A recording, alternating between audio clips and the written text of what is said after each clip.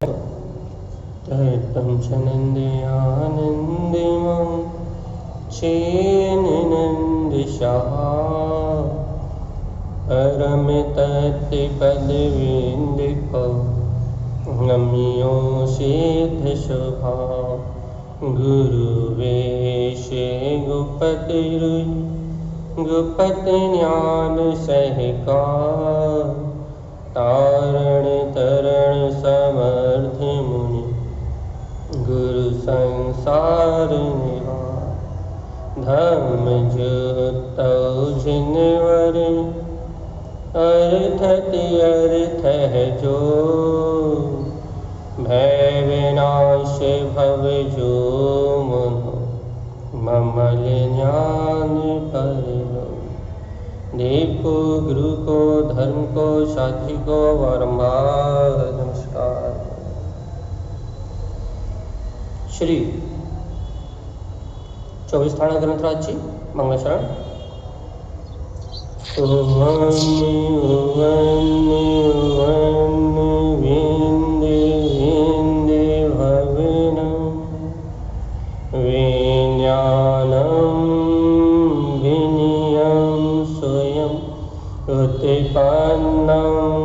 उत्पन्नन्तानन्त स्वयं च सूर्यं शुद्धं च शुद्धात्मनं उभिनमेवन स्वभावे मनस्य ममलं मैं मूर्ति ज्ञानं ध्रुवम् लोकालोक स्वयं सुरं च सूर्यं सुम्नं सहावं सुरम्। बोलिए श्री 24 थाना जी ग्रंथाधिराज की जय हो। आचार्य प्रवर श्रीमद चिंतारण तन्मलाचार्य जी महाराज की जय।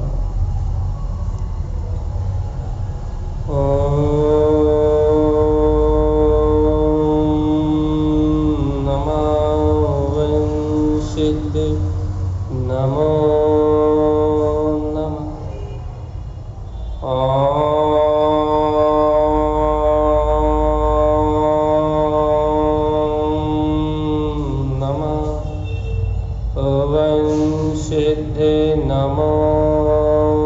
नमः।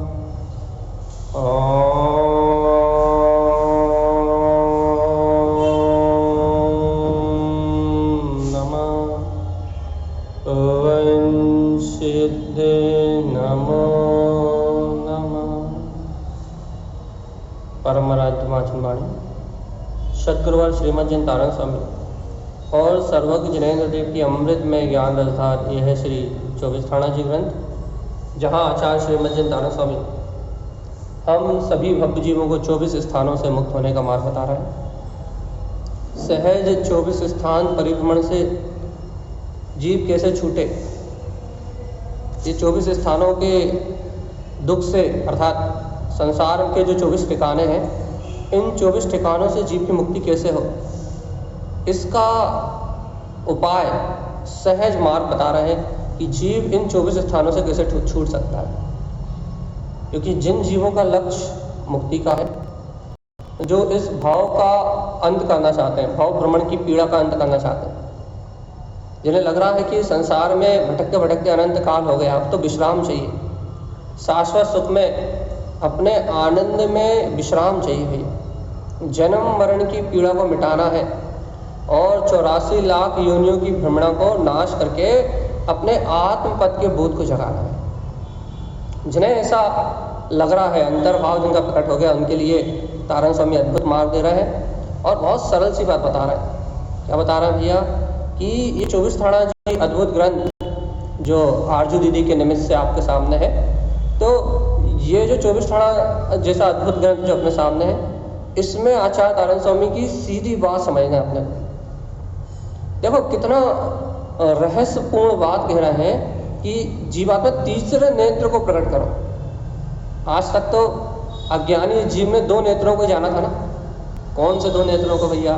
आँखें रूप जो 2 बटन मिले थे, यदि आगम की अपेक्षा बोले तो चक्षु दर्शन और अचक्षु दर्शन से जो जीव पर पदार्थों का ही वेदन कर रहा था, इंद्रिय में और मन के विषयों में ही लगा हुआ था, तो अनादिकाल से जीव को ये जो दो बटन मिले थे, इन आँखों से ही देखता हूँ ऐसी मान्यता थी। इन आँखों से जो दिखता है वो सत्य है ऐसी मान्यता थी। इन आँखों में जो झलक रहा है वही सत्य है ऐसा मान के जीव क्या कर रहा था भैया, इन क्षणभंगुर नाशवान पदार्थों के वेदन में, इन क्षणभंगुर नाशवान पदार्थों के संयोग में, इनमें अपनापन करके इन्हीं में पागल हो रहा था। इसे अपने आत्मा का, अपने स्वभाव का, अपनी गायक चेतना का कोई बोध नहीं था। लेकिन आज सदगुरुदेव तारण तरण देव करुणा करके कितनी अद्भुत बात कह रहा है कि जीवात्मा तीसरा नेत्र जागा। इन दो नेत्रों से काम बनने वाला नहीं है। गुरुदेव कह रहा है तृतीय नेत्र को जागृत करो। तीसरे नेत्र को क्या जागृत करें भैया, कौन जागृत कर सकता है, कैसे होगा तीसरा नेत्र जागृत? तो तारण स्वामी कह रहा है तुम संगी पंचेंद्रिय हो, तुमने 6 पर्याप्तियों को प्राप्त किया है और अंतिम मन पर्याप्ति तक तुम्हें प्राप्त है। तो मनुष्य भाव में मन का संयोग मिला हुई, मनवा मन उवन्नम, मनुष्य गति में मन का सहकार मिला, अर्थात मन का क्षयोपम भाव उत्पन्न हुआ और इस मन को उवन उवनम, अरे इस मन को अपने ज्ञान दर्शन की साधना में लगा, इस मन को अपने तत्व के सहकार में लगाओ, इस मन को आत्म स्वभाव के बोध में लगाओ, इसको अपने ज्ञायक स्वभाव की स्वीकारता में लगाओ। क्या क्या स्वीकार करने में लगाए भैया? दर्शन ज्ञान रूप, दर्शन ज्ञान में उपयोग को कहाँ लगाए? तो कह रहे हैं विंदस तृतीयम स्वयं, अरे अपने निर्विकल्प पद के अनुभव करने के, स्वयं के निर्विकल्प पद के अनुभव करने के लिए, अपने तीसरे ज्ञान नेत्र की जागृति के लिए अपने मन को लगाओ, उपयोग लगाओ, दर्शन ज्ञान की शक्ति को लगाओ, उपयोग को लगाओ। कहाँ लगाए? अपने तीसरे नेत्र की जागृति के लिए, निर्विकल्प स्वभाव का अनुभव करने के लिए। क्योंकि भैया सम्यक ज्ञान किसे कहते हैं? जिस ज्ञान में अपने आत्मा का वेदन है वही सम्यक ज्ञान। इसके अलावा सारा ज्ञान मिथ्या है। यथार्थ में, भूतार्थ में जाए तो जहाँ अपने आत्मा का वेदन है वो ज्ञान ही सम्यक ज्ञान है। जहाँ अपने स्वभाव का सहकार है वो ज्ञान ही सम्यक ज्ञान है, और जहाँ अपने स्वभाव का सहकार नहीं है उस ज्ञान का नाम मिथ्या ज्ञान है। अध्यात्म की भाषा मेरी कहें तो ये सत्य है। सम्यक ज्ञान क्या है? स्वस्वरूप का वेदन करना ही सम्यक ज्ञान। भैया तत्व चिंतन करना, तत्व का निर्णय करना, तत्व का सिद्धांत करना, वस्तु को समझना, ये सब सम्यक ज्ञान की भूमिका है। ये सब सम्यक ज्ञान का जो अपन क्या कह रहे हैं, जो श्रुत ज्ञान का चिंतन से जो तत्व का चिंतन कर रहा है, तत्व का निर्णय कर रहा है, वस्तु स्वरूप को समझ रहा है, ये सब सम्यक ज्ञान के अंतर्गत आएगा। ये नहीं कह रहे कि सम्यक ज्ञान नहीं है, लेकिन शुद्ध सम्यक ज्ञान तो अपने आत्म तत्व का वेदन करने वाला ही है।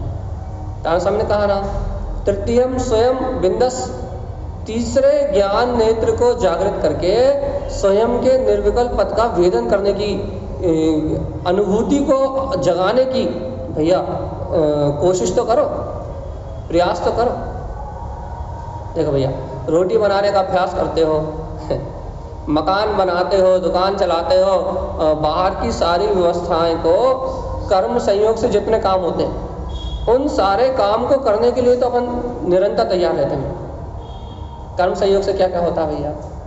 संसार के जितने भी बाहर के काम हैं वो सब कर्म संयोग से होते कि नहीं होते? तो कर्म संयोग से जितने भी काम होते हैं उन काम के लिए तो हम तैयार हैं, वो कार्य करने के लिए तो हम तैयार हैं। लेकिन जीवात्मा मनवा, ए मनुष्य, मन की प्राप्ति हुई है, मन प्रकट हुआ है, मनुष्य भाव में ये मन का संयोग मिला है, तो पापों के लिए नहीं, विषय भोगों के लिए नहीं, कसाय भाव के लिए नहीं, उवन उवनम उत्पन्न करना है, दर्शन ज्ञान में अपने वीतराग तत्व को प्रकट करना है, अपने उपयोग को अपनी अनुभूति की ओर लगाना है। और क्या करना है भैया? तीसरे ज्ञान में नेत्र को, अर्थात अपने ज्ञान में उपयोग की धारा को प्रकट करके क्या करना है? एकमात्र अपने आत्म तत्व का वेदन करना है। ये जीव के लिए हितकारी है, इससे जीव का कल्याण होगा, ये तारण स्वामी ने कहा। अब बता भैया, ये है मोक्ष का मार्ग। लेकिन जीव क्या कर रहा है भैया? जीव गुरुदेव की इस बात को स्वीकार करके अपने आत्म स्वभाव के लिए आगे नहीं बढ़ना चाहता, अपने आत्म स्वभाव को ग्रहण करने के लिए अपनी समय शक्ति उपयोग नहीं लगाना चाहता। जीव क्या करना चाहता है? जीव करना चाहता है कि हम अपना मन दिन भर पापों में लगा के रखें, हम अपना मन दिन भर व्यर्थ की चिंताओं में लगा के रखें, हम अपना मन दिन भर अज्ञान भाव में ये जो कर्मोदय के संयोग से जो औदायिक भाव चल रहा है, राग देश कसाय मोह, हम अपना उपयोग दिन भर व्यसनों में और वासनाओं में लगा के रखें और हमें आत्मा की अनुभूति हो जाए। जीव ऐसा चाहता है। मन तो अज्ञान की ओर ढलता है, इसमें कोई शंका नहीं है। तारण स्वामी ने कहा था ना, मन स्वभाव संक्षिप्तम, अपने कमल 32 में सुना था। मन तो अज्ञान की ओर ढलता है, इसमें कोई शंका नहीं है भैया।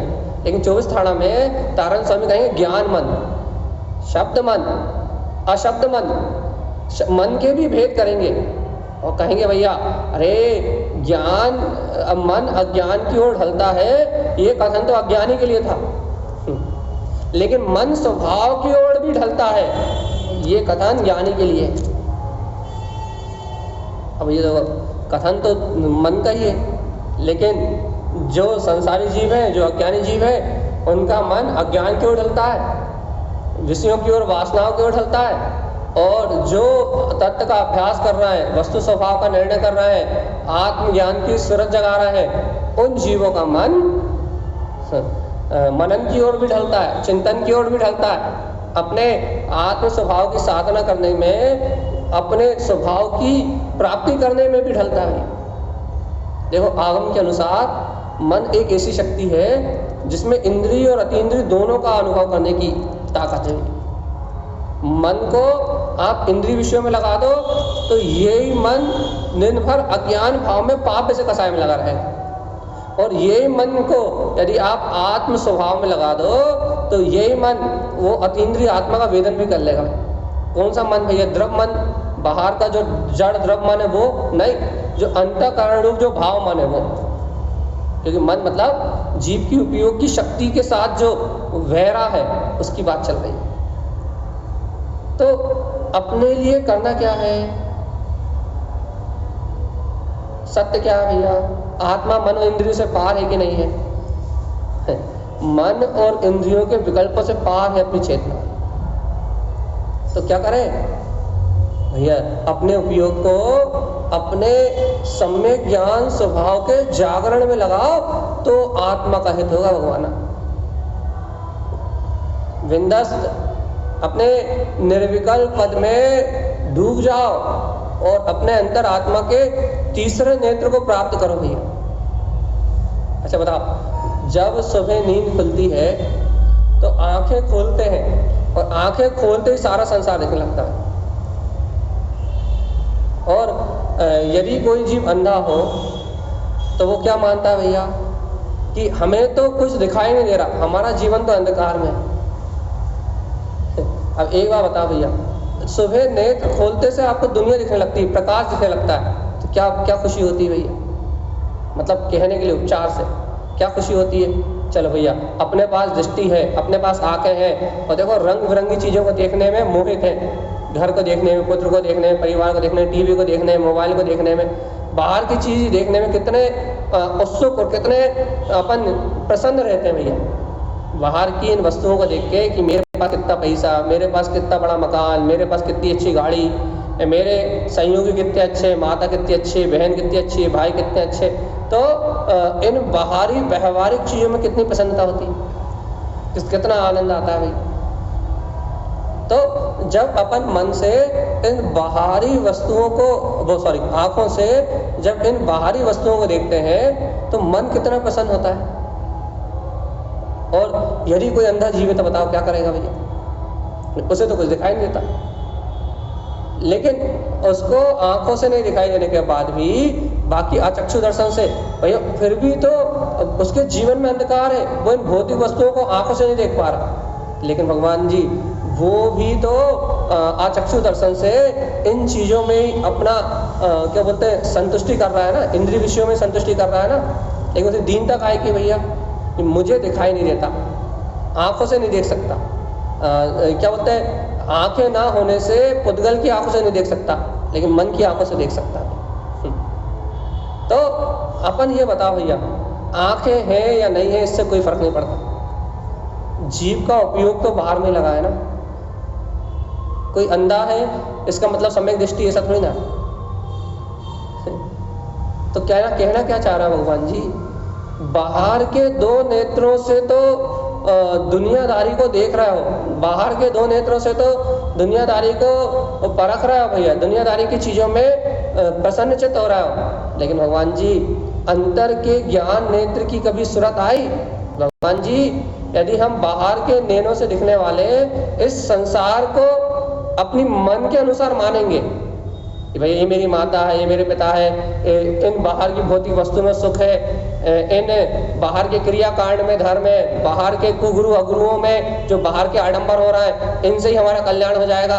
यदि हम इन बाहर की लौकिक अवस्थाओं को ही, जो वस्तु स्वरूप से विपरीत परिणमन चल रहा है, यदि इन संयोगों को ही यदि अपन सत्य मान लेंगे, यदि अपना मन इन्हीं में लगा रहेगा तो जीवात्मा बता मुक्ति कब होगी? और यदि तीसरे नेत्र को जागृत करना है तो जीवात्मा आंखें कुछ भी देखें, इंद्रियों में कुछ भी वेदन हो, लेकिन निर्णय आप कर सकते हो क्या कि वो सही है या गलत है, अर्थात वो आप हो या नहीं, वो वस्तु वैसी है जैसी दिख रही है या उस वस्तु का स्वभाव और कुछ है। आपको गुलाब जामुन आपके सामने रखा दिखाई दे रहा है और रसना इंद्रिय में मीठा स्वाद आ रहा है और मन उस मीठे स्वाद के आनंद में लिप्त हो रहा है। अब आप ये निर्णय कर सकते हो कि ये आनंद शाश्वत है या क्षणभंगुर है, ये गुलाब जामुन पुद्गल है या चेतन है। आप ये निर्णय कर सकते हो कि गुलाब जामुन में सुख है कि नहीं, गुलाब जामुन का स्वरूप क्या है, जड़ अचेतन, इसको ग्रहण करने वाला कौन है, जड़ अचेतन, और इसमें जानने वाला कौन है और आनंद कहाँ है। निर्णय आपका है भगवान जी। और यदि अपना मन वस्तु परक चिंतन करके यदि तत्व का निर्णय करता है तो तारण स्वामी की बात समझ में आएगी। क्या समझ में आएगी? कि जीवात्मा धीरे धीरे धीरे धीरे तीसरे नेत्र को खोलने का भाव बनेगा भैया। दो नेत्रों पे से विश्वास उठ जाएगा। विश्वास उठ जाएगा मतलब जो दो नेत्रों के साथ जो मान्यता होती है, मिथ्या मान्यता, वो टूट जाएगी। और भगवान जी इन दो नैनों से जो दिखाई दे रहा है चक्षु अचक्षु दर्शन में, जो जानने देखने में आ रहा है भैया, उससे क्या होगा, वहां अंदर में यदि आत्मज्ञान की ज्योति जल जाए, सम्यक ज्ञान की ज्योति जल जाए, तो जीव को वस्तु का यथार्थ स्वरूप दिखाई देगा। देखो आखिरी बार इस बात को कह के अपने तरीके से कह के कि आपको समझ में आ जाए, अगले चरण पे चलते हैं। बिल्कुल लास्ट बार देखो भैया, किसी भी वस्तु को देखने से, किसी भी वस्तु का चिंतन करने से, कोई भी वस्तु हो आपके सामने हो, मान लो आपको घर पुत्र परिवार की शल्य चल रही है, आपको घर पुत्र परिवार की चिंता में आकुलता हो रही भैया, तो देखो मन का काम तो हो ही रहा है ना, मन शल्य चिंता में डूबा ही है ना। यदि उस समय आप वस्तु परक तत्व का निर्णय कर लेते हो, उस चिंता से अपने आप को भिन्न देख लेते हो, उस चिंता से अपने आप को अलग कर लेते हो, तो भगवान जी ये हुआ पुरुषार्थ। काय के बल पे हुआ? वस्तु स्वभाव को स्वीकार करने के बल पे। और जब ये पुरुषार्थ अंदर से प्रकट होगा, अपन उन विकारी भाव से हटेंगे, उन अज्ञान भाव से हटेंगे, तो अपना उपयोग धीरे धीरे धीरे धीरे उन अज्ञान धाराओं से पलट के अपने काय की ओर आएगा भैया, विंदस तृतीयम स्वयं, अपने निर्विकल्प स्वभाव की ओर उपयोग अपने आप पलटेगा भाई। अपने चेतन स्वभाव की ओर उपयोग अपने आप पलटेगा। लेकिन किसका पलटेगा? जो अभ्यास करेगा उसका। और जो अभ्यास नहीं करेगा उसका क्या होगा? उसके तारण स्वामी की गाथा, काला अक्षर भेष बराबर, लाल लिखे, सॉरी लाल अक्षर भी भेष बराबर। तो क्या क्या भैया, इन कलरों से और इन वर्णों से इस गाथा की महिमा नहीं है। तो फिर इस गाथा की महिमा कहाँ से है?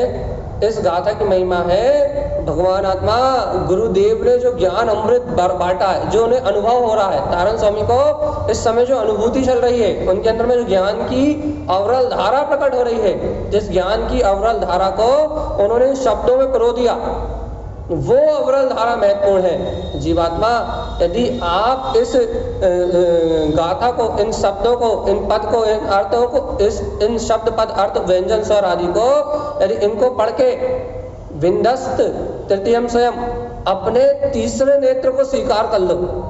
भैया देखो, ज्ञान में रहना और अपने चैतन्य के निकट रहना ही हितकारी है, तो तारण स्वामी की बात अंतर में कुछ भिदेगी, और नहीं तो भैया अनंत काल से संसार में जीव क्या कर रहा है। देखो अगली गाथा में क्या रहता है, तारण स्वामी कह रहा आवरण तम। ये देखो अनंत काल से जीव क्या कर रहा है, अनंत कर्मों के आवरण से घिरा हुआ है। घातिया कर्म और अघातिया कर्मों के आवरण बहुत सारे पड़े हुए हैं, आवरण की कमी नहीं है अभी। जीव को सम्यक दर्शन नहीं हुआ, जीव को यदि सम्यक ज्ञान की प्रकटता नहीं हुई, सम्यक दर्शन ज्ञान का यदि जीव को उदय नहीं हुआ, तो जीव के पास कितने कर्म हैं, कहले अनंतानंत। कब तक संसार में रहेगा, कहले अनंत काल तक। और अनंत कर्म है, अनंत कर्मों के उदय, वो तो छोड़ो, अनंत अनंत आश्रम बंध की परंपरा, अनंत संसार का बंध आज भी चल रहा है।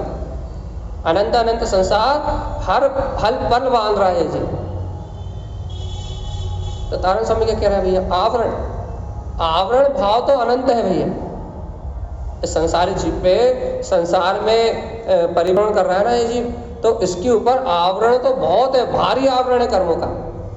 लेकिन भगवान जी इन कर्मों के भारी आवरण के बाद भी आज क्षयोपम रूप मनुष्य भाव मिला, अर्थात मन की प्राप्ति हुई है। भगवान आत्मा ऊपर कह दिया था उन्होंने, मनुष्य भाव में मन की प्राप्ति हुई है। आज तुम्हारा क्षयोपम निगोदिया जीव से ज्यादा है, एक पेड़ से ज्यादा है।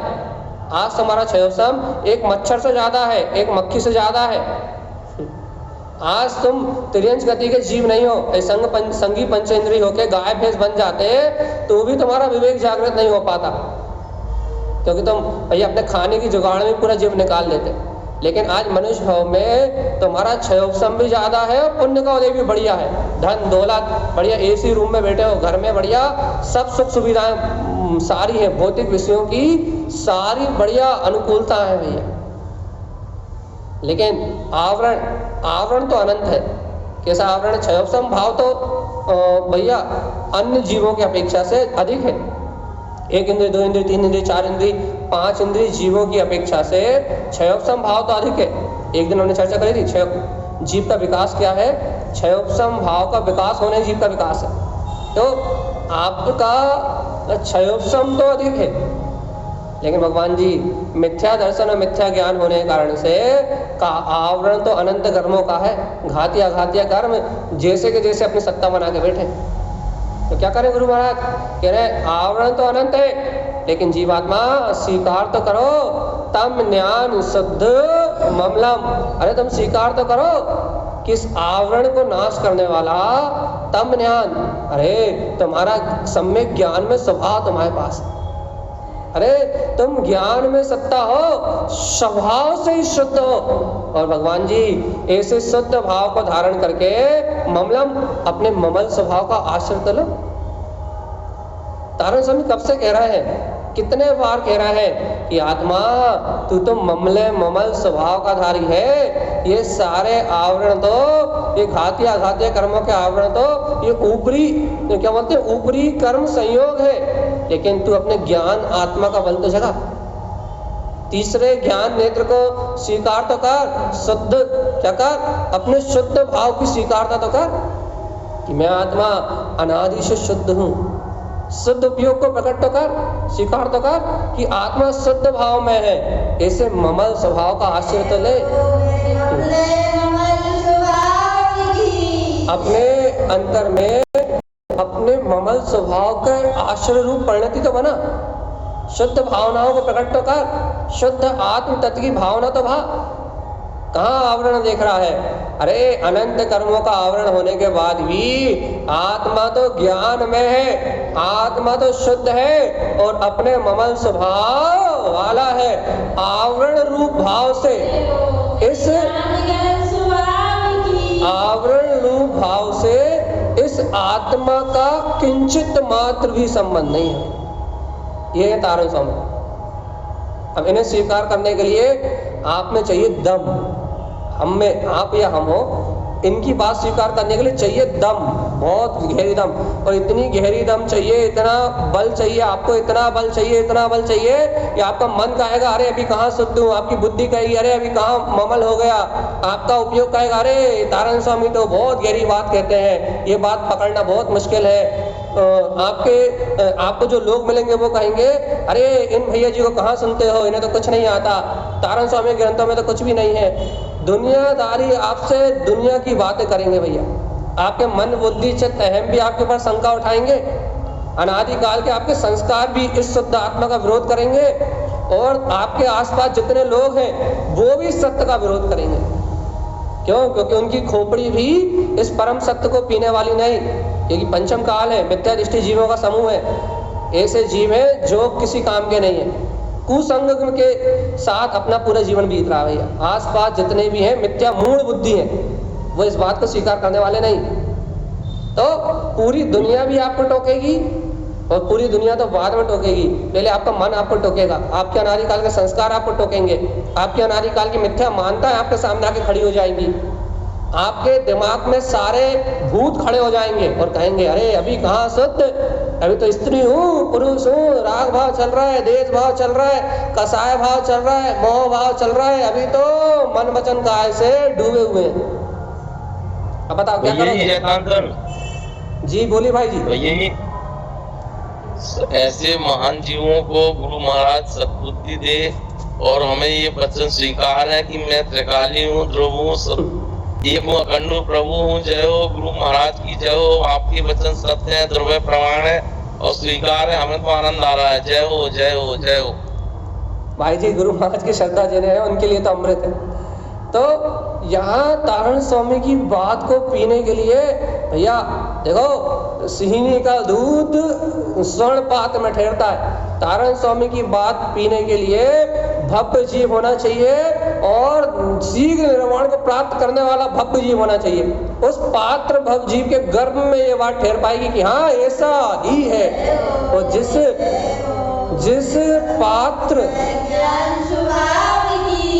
पात्र के गर्भ में ये बात ठहरेगी वो है तारण स्वामी का शिष्य। तम ज्ञान स्पष्ट शब्द है, मैंने नहीं लिखा। तम ज्ञान, तुम ज्ञान में हो, शुद्ध हो और ममल हो।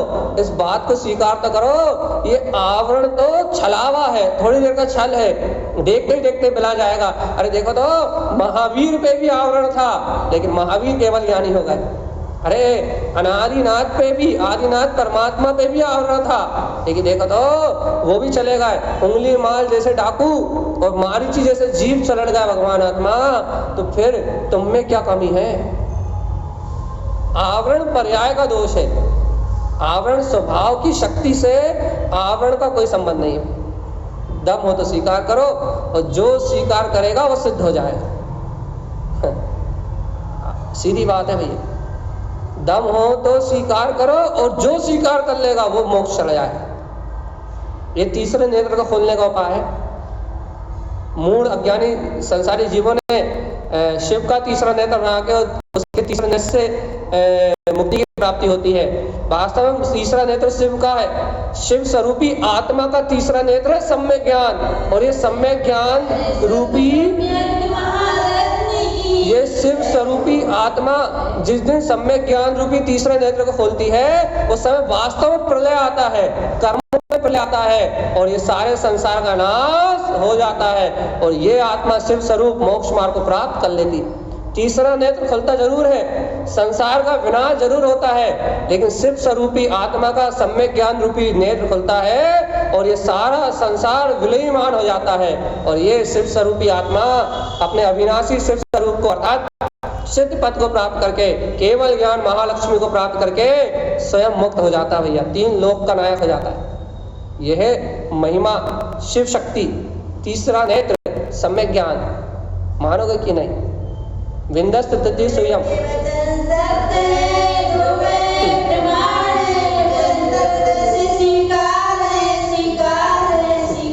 अब तारण स्वामी गाथा है ऐसी, मैं क्या करूं? क्या कह रहा है? आवरण, तुम आवरण नहीं देखो, तम देखने के लिए बहुत कुछ है। क्या है?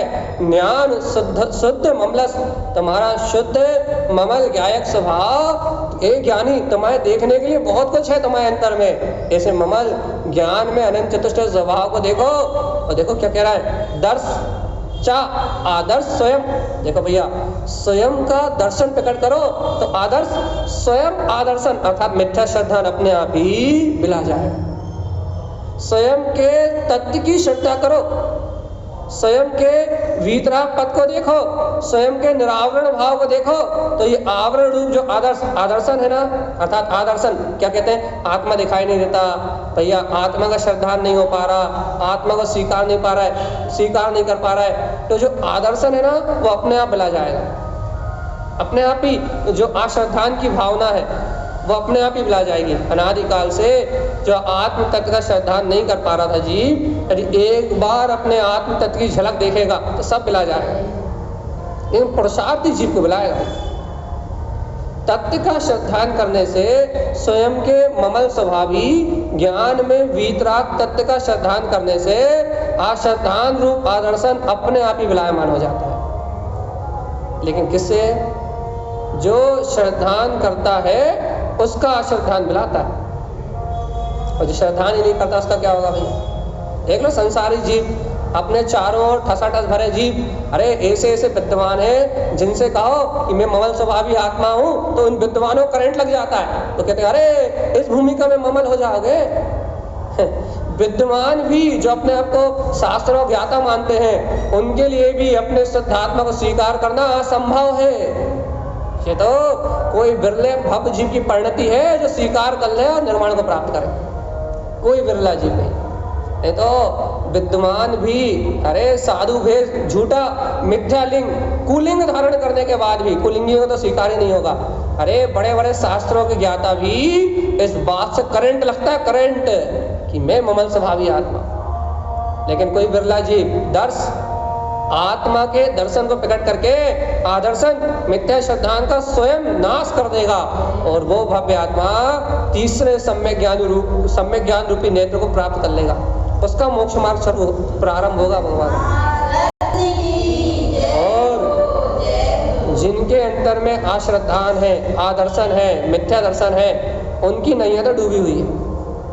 जो तत्व श्रद्धान को नहीं जगा पा रहा है, जो गुरुदेव की समृद्ध वाणी को भी पी नहीं पा रहा है, बल्कि इससे भाग रहा है कि भागो भागो भागो, तारण स्वामी पकड़ ना ले, यहाँ भागो वहाँ भागो, छेवटसम ज्ञानियों को सुनो, बुद्धि वालों को सुनो, जो यहाँ वहाँ रटवाएं, याद करवाएं, जिन्हें आत्मा की कोई महिमा ना हो, ऐसे अज्ञानियों को सुनो। तारण स्वामी कहीं पकड़ ना ले, तारण स्वामी कहीं हमें समाज से दूर ना कर दे, तारण स्वामी कहीं हमें मिथ्यात्व से छुड़ा ना दे, इसलिए भागो, तारण स्वामी से दूर भागो, यहाँ वहाँ भागो, यहाँ वहाँ सर फोड़ो और अपने जीवन को संसार में नाश कर दो। ऐसे जीवों का मार्ग नहीं है, ये तो एक मेरे तारण स्वामी वालों का मार्ग है। तो क्या कह रहा है तारण स्वामी कि दर्शन, अरे सच्चा श्रद्धान करो, आदर्शन स्वयं मिला जाएगा, कोई सल नहीं, कोई चिंता नहीं, कोई भय नहीं। तारण स्वामी करें क्या? दर्श देखो देखो देखो देखो देखो। अरे तारण स्वामी क्या देखे? अरे नंदानंद शुद्ध ममलम, अरे देखो तो क्या देखे, क्या देखे तारण स्वामी? अरे देखो देखो, अनंतानंत शुद्ध ममलम, कि तुम तो स्वयं अनंतानंत गुणों के पिंड, अनंत चतुष्टय में शुद्ध आत्मा, शुद्ध भाव में ममल स्वभाव से युक्त हो भैया। तुम देखो तो, दर्शन तो करो अपने ममल अनंत चतुष्टय में शुद्ध स्वभाव का, शुद्ध भाव से दर्शन तो करो। तो क्या होगा? आवरणम दर्शन स्वयं, तो ये आवरण दिखना अपने आप ही स्वयं मिला जाएंगे, ये कर्म दिखना अपने आप ही मिला जाएंगे। ये ज्ञानावर्णी, दर्शनावर्णी, अंतराय, मोहिनी, ये जितने भी विकार भाव है ना, ये सब गायब हो जाएंगे, कुछ भी नहीं दिखाई देगा। स्वयं का दर्शन करोगे तो दुनिया दिखना बंद जाएगी। अपने ममल अनंत चतुष्टय में सिद्ध बुद्ध मुक्त अपने ज्ञायक स्वभाव को देखोगे तो ये घातिया कर्मों का समूह दिखना बंद हो जाएंगे।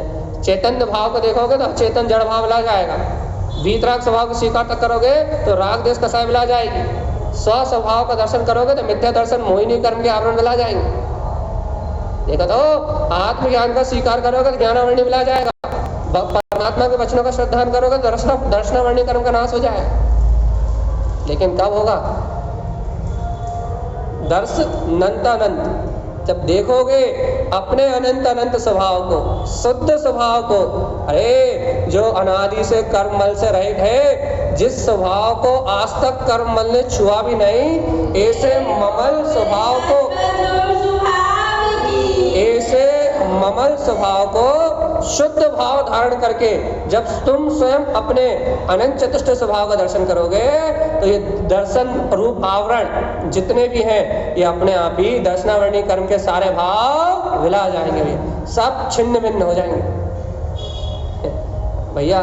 सारे भाव चक्षु दर्शन अचक्षु दर्शन सब शुद्ध हो जाएंगे, सारा ज्ञान भाव विला जाएगा, चक्षु अचक्षु दर्शन की निर्मलता हो जाएगी, दर्शनावरणी कर्म अपने आप लीमान हो जाएगा, निर्मल भैया, निर्मल चक्षु दर्शन, निर्मल अचक्षु दर्शन अर्थात तत्व की स्वीकारता शुद्ध हो जाएगी और निर्मल अवधि दर्शन और निर्मल केवल दर्शन को प्राप्त करके ये आत्मा निरावरण केवल ज्ञान दर्शन से संयुक्त हो जाएगी।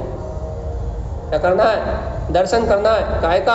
अनंत अनंत शुद्ध ममल स्वभाव कहाँ है? अभी भी पूछोगे कहाँ है? पूछोगे तो बताओ गुरु भाई, बता दो, एक बार और बता दो।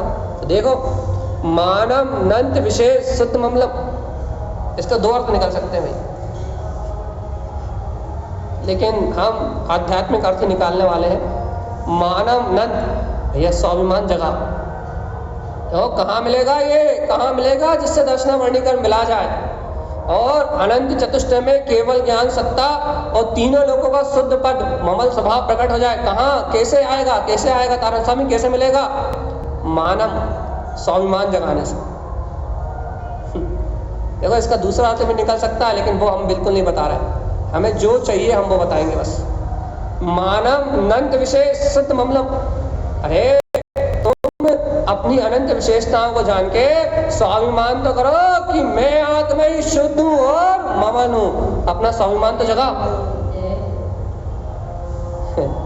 अरे यशस्वी है, चैतन्य है, तीन लोक के नायक, एक बार अपनी अंतर चेतना में उतर के बहुमान तो जगाओ। अनंत विशेषताओं में इस वीतराग तत्व को देख के अंतर से स्वाभिमान तो करो। क्या? कि मैं आत्मा ही शुद्ध ममल हूँ। सुनो, अनादि काल की मान कसाई के कारण से तूने आज तक अपने विशेष ममल स्वभाव को नहीं जाना। मान कसाई में मोह में रत होके पर वस्तुओं का पर्याय का मान करके तूने आज तक अपने विशेष शुद्ध स्वभाव को नहीं जाना। आज बात चल रही है अनंत विशेषताओं में जो अपना ममल पद है, शुद्ध भाव है, आज से इसका स्वाभिमान जगाओ। तारण स्वामी कैसा स्वाभिमान जगाए? कि परमप्पा परमम ध्रुवम, मेरा आत्मा ही श्रेष्ठ शाश्वत स्वरूप वाला परमात्मा ही है। यदि अपने विशेष ममल स्वभाव का बहुमान जगाओगे तो ये शाश्वत परम पद प्रकट हो जाए। अब बताओ भैया क्या करना है? क्या करना है? छोड़ के भागना है? हाँ नितिन भाई कुछ कहना चाह रहे हैं? आपका म्यूट खुला है। नितिन भैया अमर,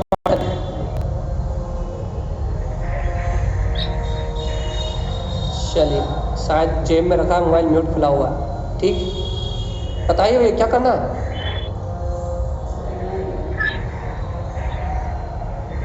नहीं पता?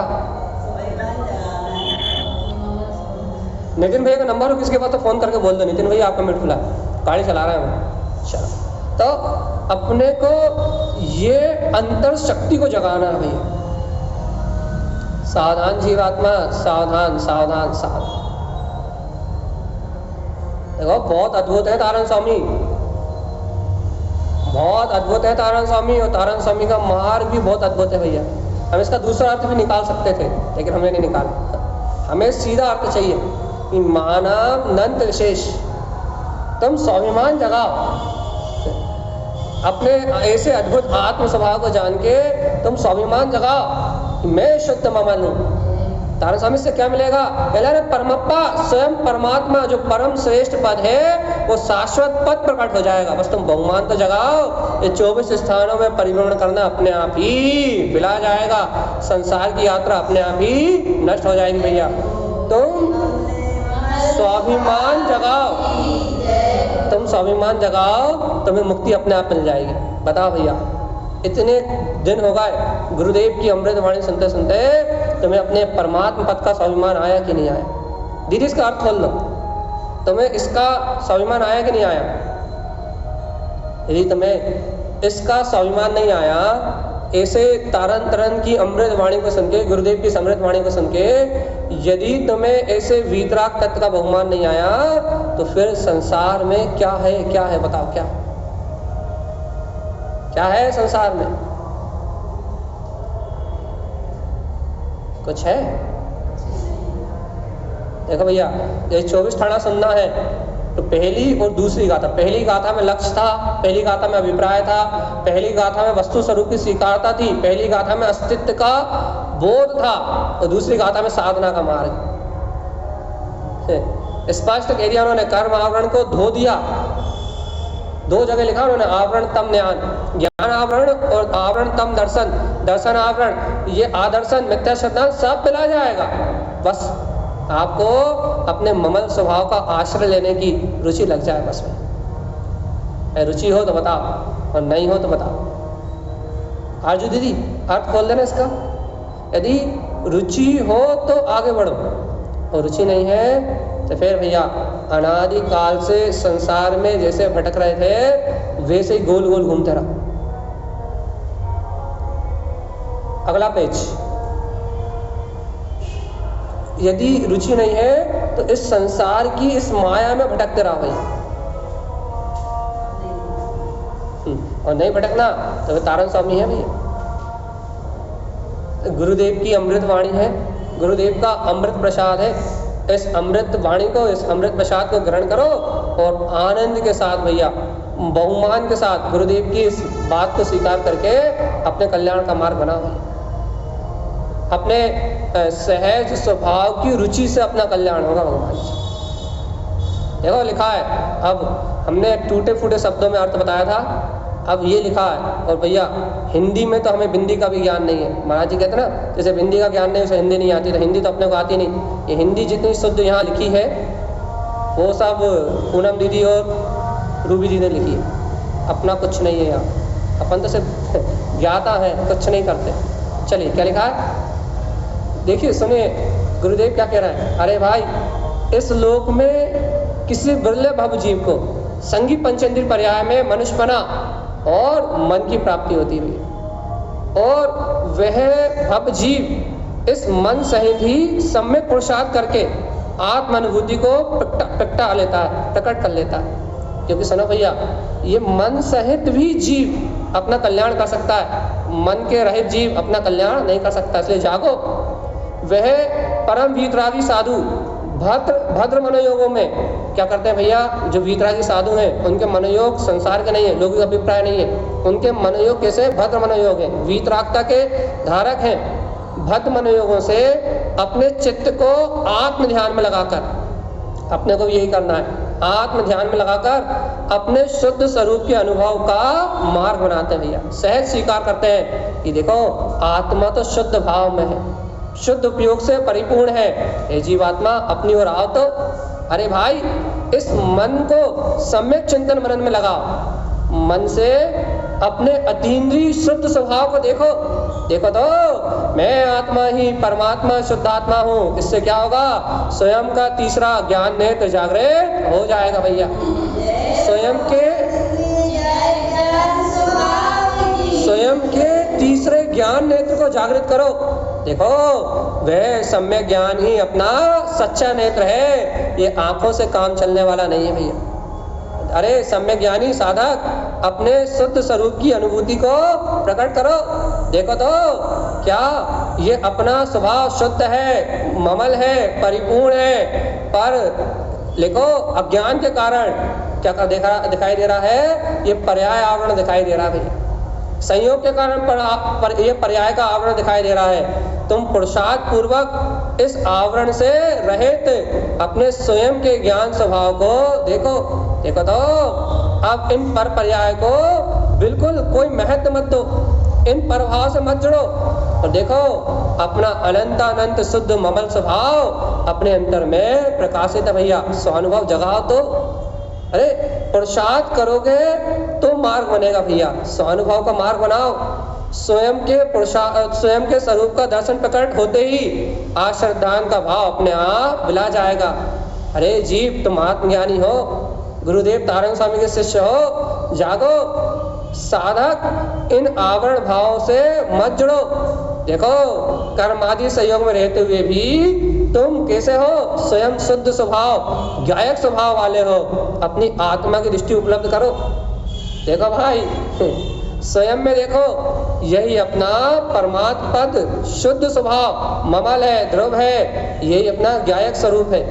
क्या करो, इसका श्रद्धान करो, ऐसा ही मान जाओ, ऐसा ही स्वाभिमान जगाओ, अपने ममल स्वभाव का बहुमान करो। इसी से अनंत चतुष्टय में अपना अंतर चतुष्टय में स्वभाव स्वीकार होगा भैया।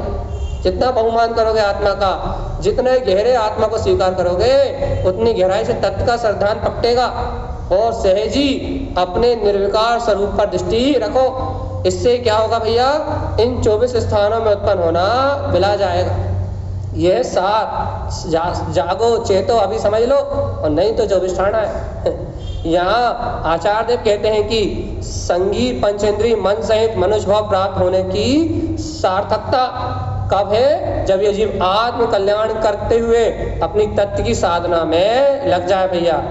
इस कारिका में गुरु महाराज ऐसी अद्भुत आत्मज्ञान रूपी सम्यक ज्ञान रूपी तीसरे नेत्र को जगाने की प्रेरणा दे रहे हैं भैया। अब बताओ अब क्या करना है भैया। जो अर्थ लिखा है वो भी पढ़ दिया, जो चर्चा हो सकती थी वो भी कर दी। अब बता दो, अब जीवात्मा तुम्हारा क्या मन बना भैया, क्या मन बना दीदी? ये लो वाला फोटो, क्या मन बना भैया? यदि मन बन गया हो कि अपने को अपनी आत्म साधना करना है, यदि वास्तव में मन बन गया हो तो भगवान आत्मा अपना कल्याण करो। और यदि भाई मन नहीं बन पाया तो अनादि संसार में भटक रहा है। देखिए हमने अभ्यास किया है अपने स्वभाव को स्वीकार करने के लिए। अब अपने को भी यहाँ बैठ के अपन सब बैठ के सत्संग कर रहे हैं, तो अपने को भी अभ्यास करना है भैया। क्या अभ्यास करना है? अपने स्वभाव को स्वीकार कर देना, और नहीं तो अनंत संसार की यात्रा को कोई रोकने वाला नहीं है। गाथा नंबर 3 खोल दिया आपने, चलिए दीदी ने कह दिया भैया 2 नंबर की हो गई, कल से 3 नंबर की चलेगी। तो यहाँ अपना भाव अपने स्वभाव को स्वीकार करने के लिए है, जागृत रहना भैया। बार बार कह रहा है। कल से आपको गाथा नंबर 3 मिलनी है, आज के लिए गाथा नंबर 2 का अपन कोशिश कर रहा है कि तारण स्वामी की बात को पी पाए। क्या कह रहे हैं तारण स्वामी? एक बार पद अर्थ बहुत अच्छा लगता है मुझे पद पढ़ना, इसलिए चेतन ज्ञान, अरे यार ले, चेतन ज्ञान की चेतन ज्ञान की चिद सत्ता यह स्वयं प्रकाशित रहती है। देखो देखो, चेतन ज्ञान की चिद सत्ता यह स्वयं प्रकाशित रहती है। मन निष्क्रिय और निरावरण शुद्ध ज्ञान धारा बहती है।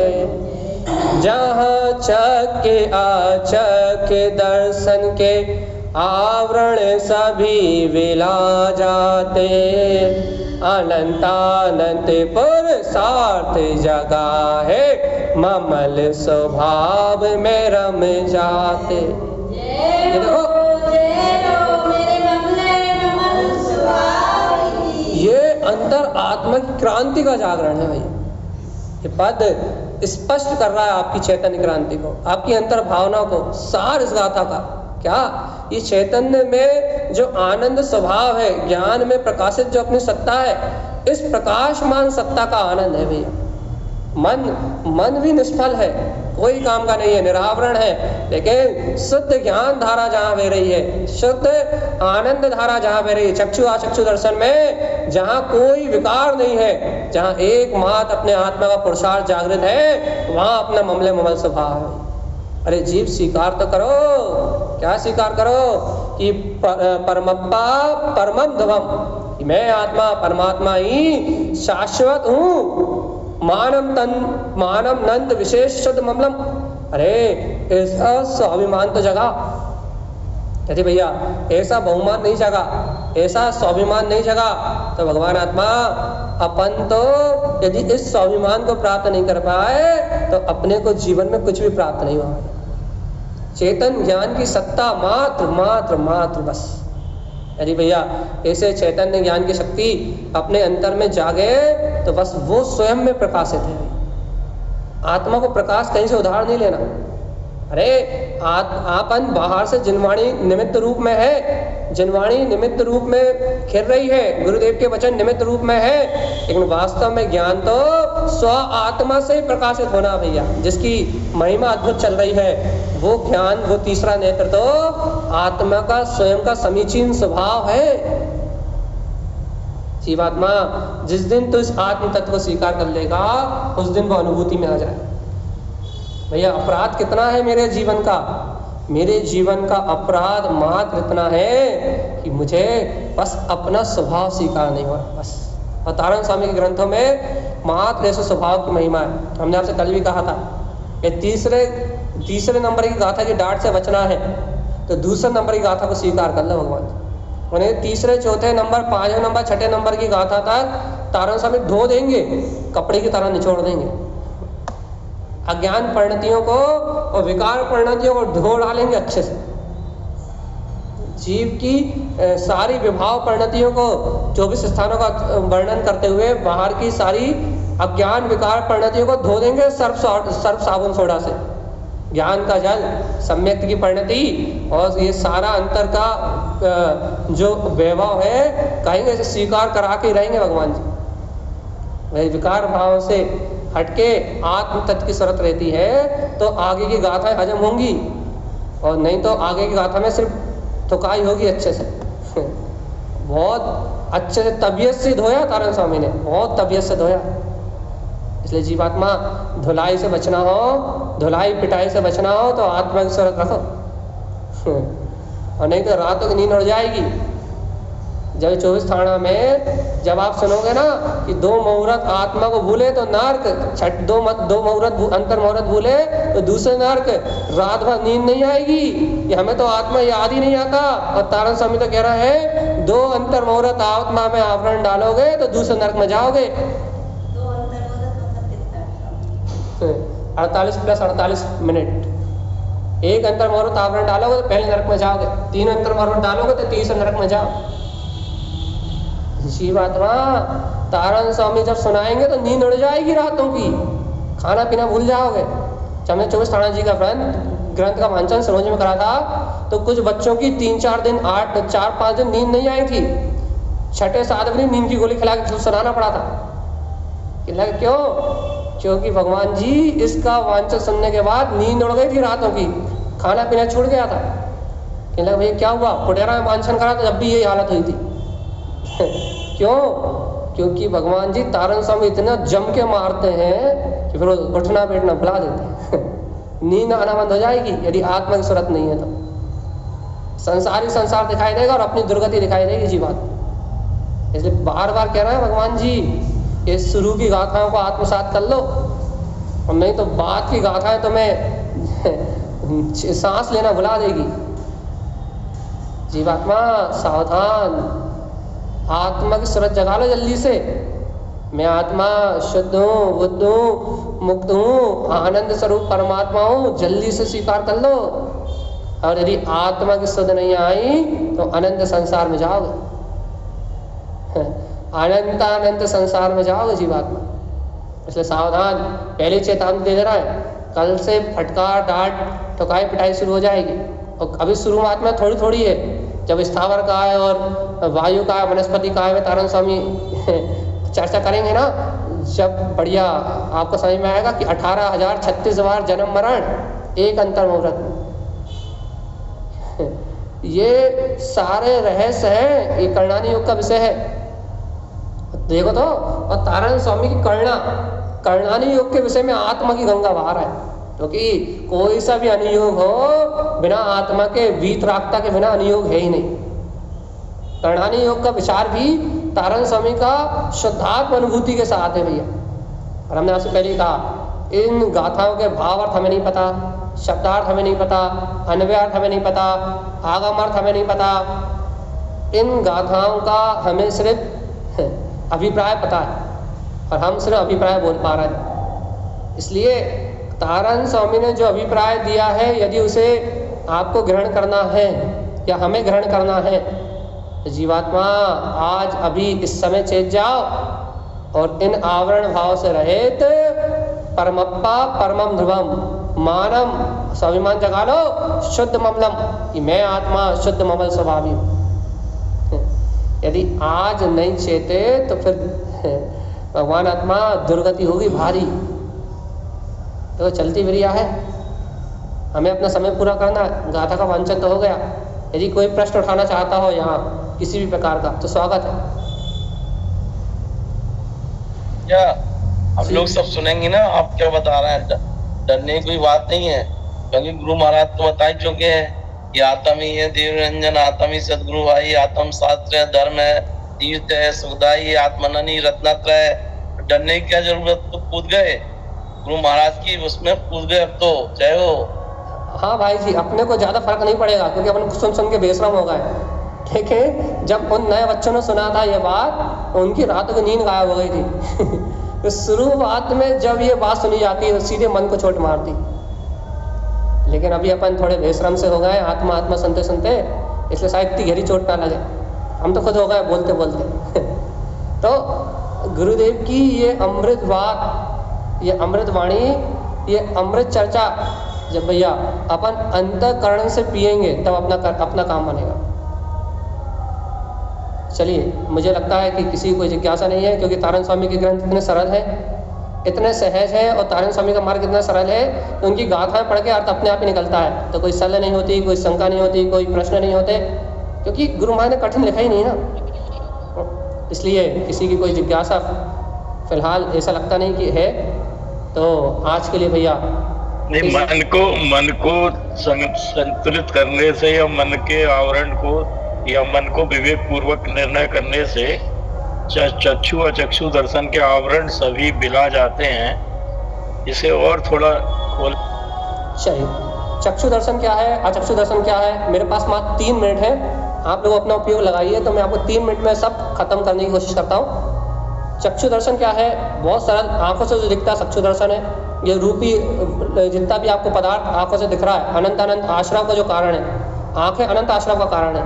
तो आंखों से जो झलक रहा है पुद्गल, ये सब चक्षु दर्शन कहलाता है। और आंखों को छोड़ के जो शेष 4 इंद्रियों जो मन से जानने में आता है, वो अचक्षु दर्शन कहलाता है। तो चक्षु और अचक्षु दर्शन से तो जीव कर्म उदय रूप अवस्था को देखता है। मतलब अपन कहते हैं ना, जो ज्ञेय बनना है वो पदार्थ ज्ञेय बनते हैं। 5 इंद्रियों में जो पदार्थ ज्ञेय बनना है वो ज्ञेय बनते हैं। इन ज्ञेयों में, इन पर ज्ञेयों में, जो इंद्रिय विषयों में इंद्रिय क्षयोपम भाव रूप जो ज्ञेय बन रहा है, इन ज्ञेयों में यदि जीव की मिथ्या मानता होती है तो आदर्शन कहलाता है। मिथ्या शैतान मतलब जीव क्या करता है कि इन ज्ञेयों में इस जीव का ज्ञान एक में हो जाता है। ज्ञान और ज्ञेय कभी एक में हो नहीं सकते, लेकिन मिथ्या मान्यता से जीव ऐसा मान लेता है, क्या मान लेता है कि जो निमित्त रूप संयोग बन रहा है, उन संयोग रूप ज्ञान में ही जीव का पूरा मन वचन काय की उपयोग परिणति में ही उसका पूरा उपयोग लग जाता है। अर्थात राग भाव में, जैसे कोई वस्तु देखी तो उसके प्रति राग आया, तत्व का निर्णय नहीं हुआ। मान लो कोई सुंदर स्त्री देखी, काम भाव आया, तत्व का निर्णय नहीं हुआ। कोई खाने की वस्तु देखी तो क्या हुआ भैया, विकार भाव उत्पन्न हुआ, ग्रहण करने का भाव आया। तो भक्ष का विचार नहीं किया, कब तक खाया, कितना खाया, ये विचार नहीं किया। तो कहने का अर्थ ये है कि इन चक्षु और अचक्षु दर्शन से जीव क्या ग्रहण कर रहा है, अनादिकाल से विकार ग्रहण कर रहा है।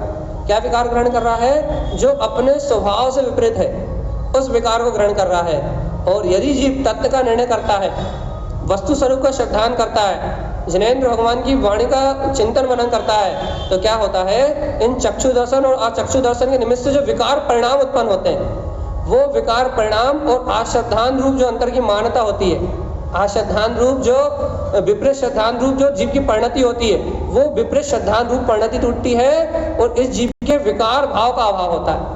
इस जीव के मन में जो विकार भाव है ना, इन विकार भाव का अभाव होता है और इन विकार भाव के अभाव होने का नाम है चक्षु और अचक्षु दर्शन की निर्मलता। कैसे निर्मलता भैया? पहले वो वस्तु को उसके विपरीत स्वभाव से मान के उसका विपरीत वेदन करता था, लेकिन तत्व का सम्यक निर्णय करने से उस वस्तु को उसके स्वभाव से जान के, उसके यथार्थ रूप से जान के उसका सम्यक वेदन कर रहा है, और जो सम्यक वेदन है उसका नाम है निर्मलता। अब ये बहुत गहरा विषय है क्योंकि हम अपने टाइम की मर्यादा से बाहर हैं, इसलिए ये प्रश्न आप कल उठाइए या फिर कभी चक्षु अचक्षु दर्शन की चर्चा निकले तो उठाइएगा, हम इसे और क्लियर कर देंगे। सम्यक वेदन का नाम है, वैसे आप सार में समझ गए होंगे, आप स्वाध्यायी हैं, सम्यक वेदन का नाम है चक्षु दर्शन और अचक्षु दर्शन की निर्मलता, और मिथ्या वेदन का नाम है चक्षु दर्शन और अचक्षु दर्शन की मलिनता। इसे आप चिंतन करिए, आपको स्वयं पकड़ में आएगा। बाकी गुरुदेव के अमृत वचन है, गुरुदेव कह रहे हैं तुम परम स्वभाव के धारी हो, इस परम स्वभाव को स्वीकार कर लो, सब शुद्ध हो जाएगा। भैया ऐसी गुरुदेव की अमृत वाणी हम सबको स्वीकार हो, तो गुरुदेव के अमृत वचनों को स्वीकार करके हम समस्त भव जीवों का कल्याण का मार्ग बने, यही मंगल भावना है। बोलिए आचार्य प्रवर सद्गुरुवर संत तारण तरण मंगलाचार्य।